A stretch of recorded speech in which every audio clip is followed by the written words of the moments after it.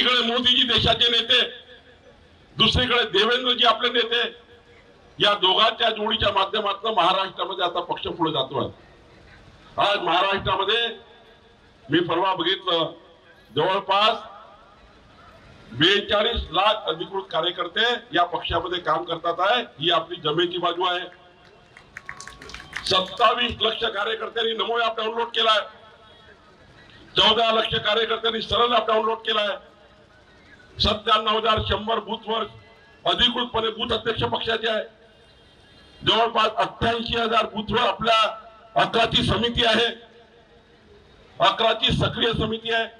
जेव्हा आम्ही control room मध्ये आपल्या वॉर रूम मध्ये सारा कंट्रोल करतो, तर मला सुद्धा त्या ठिकाणी वाटतं की पक्ष आज मोठा झाला आहे। जगातला विकसित भारत, जगातली सर्वात मोठी आर्थिक महासत्ता बनण्याचा निर्णय, आणि याच्यामध्ये आता मी जास्त जात नाही, एवढंच सांगेल की बंधू भगिनींनो, अजून आपल्याला उंची गाठायची। इथंच आपलं संपलं नाहीये काम। रोज रोज बूथच्या स्तरापर्यंत आपल्याला 50-50, 100-100 पक्ष प्रवेश करायचे आहे। जनसंघापासून भारतीय जनता पार्टीच्या स्थापनापासून ज्या ज्या कार्यकर्त्यांनी आपल्या जीवाचं रान केलं, रक्ताचं पाणी केलं, आयुष्यभर भारतीय जनता पार्टीचं काम केलं, पण नगरसेवक होऊ शकला नाही, गावाचा सरपंच होऊ शकला नाही, त्या कार्यकर्त्याचा सन्मान आपल्या पिढीने केला पाहिजे, याकरता आपण त्या ठिकाणी काम केलं पाहिजे। भारत की राजनीति की दशा और दिशा दोनों बदलता है, इसलिए आज की स्थापना दिवस पे यहाँ का एकत्रीकरण मैं समझूंगा कि बावन कोले जी के नेतृत्व में भारतीय जनता पार्टी के कार्यकर्ताओं को एक नया संदेश देने वाला है। मैं इस बात का गर्व करता हूं कि माननीय दीनदयाल उपाध्याय जी, जो जनसंघ के प्रारंभिक दौर से उसके संस्थापकों में से थे, उनका लखनऊ से विशेष लगाव था और वो काफी लंबे समय तक उनका सानिध्य मेरे घर में लखनऊ में हमारे परिवार को मिला। और उसके बाद माननीय अटल जी जितने भी चुनाव लड़े, मैं उनके चुनाव का संचालन समिति का रहा और आखिरी चुनाव में मैं उनका संयोजन करने का सौभाग्य भी मुझे मिला। यात्रा किस कठिनाई के दौर से गुजरी है। कांग्रेस का शासन था, तुष्टीकरण का दौर था। हिंदुस्तान में रहने के बाद हिंदुस्तान के लोगों के हित की बात करने के बजाय एक परिवार के प्रति समर्पण का भावना लेकर एक अन्यायपूर्ण स्थिति को यहां पैदा किया जाता था। जनसंघ के जमाने का दौर जो लैया चना खा खा कर हमारे, चाहे वो श्यामा प्रसाद मुखर्जी रहे हो, चाहे दीनदयाल उपाध्याय जी रहे हो, जमीन पर बैठकर लालटेन की रोशनी में बैठकर एकात्म मानववाद का दर्शन को उन्होंने लिखा था। और जहां हुए बलिदान मुखर्जी, वो कश्मीर हमारा है, जो कश्मीर हमारा है वो सबसे न्यारा है। लगाते लगाते कार्यकर्ताओं का एक पूरा समय बीत गया था। यानी राष्ट्रीयता की बात करना है तो जनसंघ सामने आता था। वो दीपक का जो चुनाव निशान था, कार्यकर्ता नारा लगाता था कि दीपक दीपक दीपक दीपक दीपक दीपक दीपक दीपक, और जब चुनाव आता था तो पता होता था कि हम हार जाएंगे, लेकिन हमारा कार्यकर्ता कहता था, अखबार में निकला क्या भाई क्या, रेडियो में आया क्या भाई क्या, जनसंघ जीत गया वाह भाई वाह। और ये नारा लगाते हुए जोश के उन्माद के वो जनसंघ के कार्यकर्ता जब विचरण करते थे तो एक अलग विधा दिखाई पड़ती थी। और लोग इस उन्माद से संघ जीतेगा, जनसंघ की सरकार बनेगी, देश में राष्ट्रवादी लोगों की सरकार बनेगी, ये उन्माद लेकर चलते थे। और जब चुनाव हार जाते थे तो हाथों में जो झंडा होता था, कांग्रेसी उस झंडे से डंडा निकालकर और जनसंख्यों के वहां पर झूठी एफआईआर करके उनको दौड़ाने का काम करते थे और कहते थे अखबार में निकला क्या भाई क्या, रेडियो में आया क्या भाई क्या, जनसंघ हार गया वाह भाई वाह। और जनसंघ फिर खड़ा होता था, फिर मुकाबला करता था। और ये मुकाबला करते करते एक मुकाम पे हम पहुंचे कि जनसंघ के जो यहाँ के नेता थे वो नेता प्रतिपक्ष की कुर्सी पर पहुंचे। बाद में 75 की इमरजेंसी आई और उस इमरजेंसी में हर व्यक्ति के अधिकारों को छीन लिया गया। कांग्रेस का हिटलर सही स्वरूप सामने आया। और एक समय ऐसा भी था कि अटल जी और आडवाणी जी ने मिलकर निर्णय किया कि कांग्रेस के खिलाफ एक अलग प्रकार का समन्वय होगा। और जनता पार्टी के रूप में जेपी आंदोलन से जुड़कर भारतीय जनता पार्टी ने अपना, जनसंघ ने अपना विलय जनता पार्टी में किया। आज भारतीय जनता पक्षाच्या स्थापना दिवसाच्या निमित्ताने आपण सर्व लोक या ठिकाणी एकत्रित आलो। जगातला सर्व पक्ष आहे, ज्या पक्षाचे जगात सर्वाधिक सदस्य आहेत असा पक्ष आहे माननीय मोदीजींच्या नेतृत्वात। ज्या प्रकारे भारतीय जनता पक्षाने आज केवळ भारतातच नाही तर आपल्या पंतप्रधानांच्या माध्यमातून संपूर्ण जगामध्ये भारताची एक प्रतिमा तयार केली आहे। एक मजबूत भारत, एक न झुकणारा भारत, एक विकासाकडे झेप घेणारा भारत, अशा प्रकारची प्रतिमा तयार केली आहे।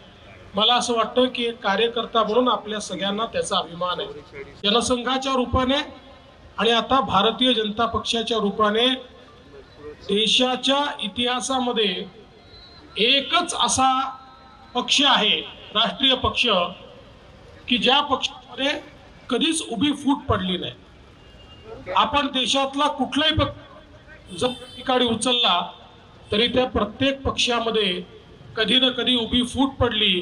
काँग्रेसच्या तर इतक्या काँग्रेस झाल्या की ज्या मोजता येणार नाहीत। कम्युनिस्ट पक्षामध्ये फूट पडली, समाजवादी पक्षाची तर एवढी शक्ल झाली की आज मोजायला बसलो तर मला असं वाटतं की वेळ कमी पडेल। पण भारतीय जनता पार्टी एकमेव अशी पार्टी आहे की बनल्यापासून तर आजपर्यंत या पक्षामध्ये कधीच फूट पडली नाही। हा पक्ष एकसंघ राहिला आणि आपण पाहिलं असेल श्यामाप्रसाद मुखर्जी, दीनदयाल उपाध्याय असतील किंवा अटलजी, अडवाणीजी, मुरली मनोहर जोशीजी असतील किंवा आज भारतीय जनता पक्षाचं आपलं जे नेतृत्व आहे हे आजचं नेतृत्व माननीय मोदीजींच्या नेतृत्वात असेल। या सगळ्यांनी हा पक्ष वाढवण्याकरता प्रयत्न केला आणि या पक्षामध्ये फूट पडली नाही याचे एकमेव कारण आहे या पक्षाचे नेते हे कधी आत्मकेंद्रित नव्हते, ते कधी स्वार्थी नव्हते। या पक्षाचे कार्यकर्ते कधी स्वार्थी नव्हते। हा पक्ष कोणाला तरी प्रधानमंत्री बनवण्याकरता, कोणाला तरी मुख्यमंत्री बनवण्याकरता, कोणाला तरी खुर्ची देण्याकरता तयार करण्यात आला नाही, तर एका विचाराकरता तयार करण्यात आला। आपल्या भारत मातेला सुजलाम सुफलाम करण्याकरता, भारतातल्या शेवटच्या व्यक्तीला न्याय देण्याकरता हा पक्ष तयार करण्यात आला आणि म्हणून विचारावर चालणारा पक्ष म्हणून या पक्षात कधीच उभी फूट पडली नाही आणि विचाराने काम करता करता आज पक्ष कुठपर्यंत पोहोचलाय हे आपण सगळ्यांनी बघितलंय। खरं म्हणजे 1977 साली ज्यावेळी सर्व विरोधी पक्षांनी निर्णय केला की आपलं अस्तित्व एकत्रित केलं पाहिजे आणि आपण एक पक्ष म्हणून इंदिराजींनी जी आणीबाणी आणली होती या आणीबाणीचा मुकाबला केला पाहिजे। जी संविधानाची अक्षरशः त्या ठिकाणी इंदिराजींच्या माध्यमातून पायमल्ली झाली होती, भारताच्या संविधानाला त्या ठिकाणी दरकिनार करून ज्या प्रकारे इंदिराजींनी या ठिकाणी एक तानाशाही तयार केली होती, काँग्रेस पक्षाने तानाशाही तयार केली होती, त्याच्या विरोधात सर्व पक्ष एकत्रित आले। त्यावेळी जनता पार्टी तयार झाली। पण 1980 साली आणि त्याही काळामध्ये जेव्हा जनता पार्टीमध्ये जनसंघाचे सर्वात जास्त खासदार निवडून आले होते तरीही आपण आग्रह केला नाही।